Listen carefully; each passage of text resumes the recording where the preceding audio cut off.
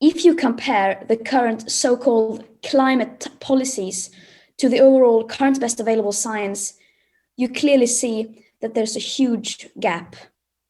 The gap between what we are doing and what actually needs to be done in order to stay below the 1.5 degrees Celsius target is widening by the second.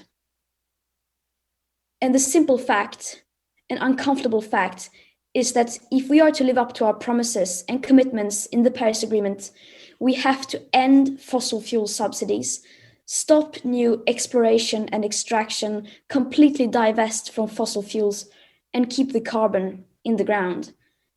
Now, especially the US, taking into account the fact that it is the biggest emitter in history.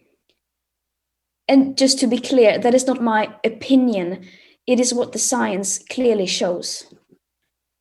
And it may seem like we are asking for a lot. And you will, of course, say that we are naive. And that's fine. But at least we are not so naive that we believe things will be solved through countries and companies making vague, distant, insufficient targets without any real pressure from the media and the general public. How long do you honestly believe that people in power like you will get away with it? How long do you think you can continue to ignore the climate crisis, the global aspect of equity and historic emissions without being held accountable? You get away with it now, but sooner or later, people are going to realize what you have been doing all this time. That's inevitable. You still have time to do the right thing and to save your legacies.